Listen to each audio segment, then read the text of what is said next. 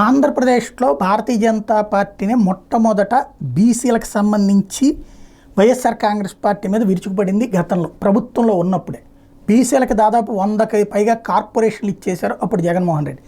కానీ ఆ కార్పొరేషన్లో కూర్చోవడానికి కుర్చీలు లేవు, ఉండటానికి దిక్కు లేదు, కేవలం పోస్టులు మాత్రమే ఇచ్చారు, వాళ్ళకి జీతాలు తప్పించి ఆయా కులాల వాళ్ళకి ఒరిగేదేమీ లేదు అన్నటువంటి ఒక నినాదాన్ని తెర మీదకి తీసుకొచ్చినటువంటి వ్యక్తి Gopi Srinivas.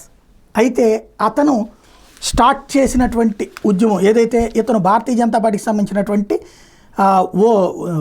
OBC cell head అనమాట.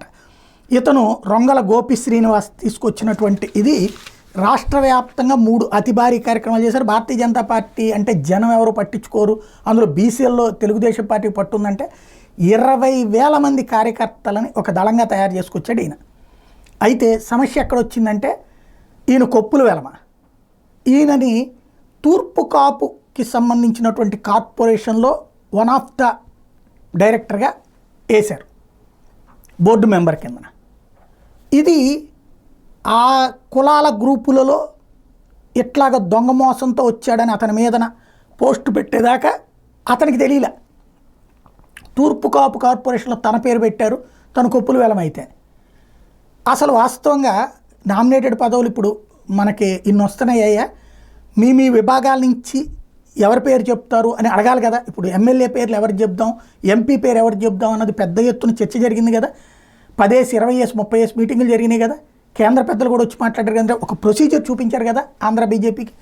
కానీ అది ఈ వ్యవస్థలో ఇక్కడ నామినేటెడ్ పోస్టులు వచ్చేటప్పటికి అమలు చేయలేదు, ఏ మీటింగులు జరగలేదు. ఎవరి పేర్లు ప్రపోజ్ చేయాలో ఇప్పుడు బీసీ అట్లాగే ఓబీసీ లేదంటే కనుక ఎస్సీ ఎస్టీ ఆయా నాయకుల్ని కూర్చోబెట్టి అడిగి వాళ్ళు ఇచ్చే పేర్లు తీసుకుని, ఎందుకంటే ఎవరు ఎక్కువ కష్టపడ్డారో ఆ వింగ్ హెడ్కి తెలిసేది. దాని మీద అవసరమైతే సమీక్షించి 4గురితో 5గురితో కమిటీ వేసుకుని ఆ పేర్లు తీసుకెళ్ళి చంద్రబాబు గారికి ఇస్తే సరిపోయేది. అలా కాకుండా ఇచ్చేసేయడం. దాని కారణంగా ఇతని పేరు అంటే వీళ్ళకి పోస్టులు ఏమన్నారు, ఇప్పుడు కార్పొరేషన్ పదవులు కాదా వీళ్ళకి ఇవ్వాల్సింది, చైర్మన్ పదవులు కదా. అట్లా కాకుండా వన్ ఆఫ్ ద డైరెక్టర్. ఇతర పార్టీల నుండి వచ్చినటువంటి వాళ్ళకేమో డైరెక్ట్ చైర్మన్ పదవులు వస్తున్నాయి. దాంతో ఈయన నా పేరు నేను వచ్చి ఓబీసీలో నేను కొప్పుల వెలమైతే నన్ను తీసుకెళ్ళి తూర్పు కాపులు ఎట్లా పెడతారు, అసలు ఇట్లాంటిది చేసే ముందు నాకు చెప్పాలి కదా అంటూ ఒక లెటర్ని, ఇదేంటో అసలు వెరిఫై చేయండి ఎట్లా జరుగుతుందో, సమీక్షించుకుంటున్నామా లేదా మనం, ఎవరిట్లా పేరు తప్పుగా ప్రపోజ్ చేశారు అంటూ పురంధేశ్వరి అట్లాగే మధుకర్జీ వీళ్ళిద్దరికీ కూడా లేఖ రాశారు. బట్ ఈ లేఖ బయటకు వచ్చింది, మీడియాలో వైరల్ అయింది.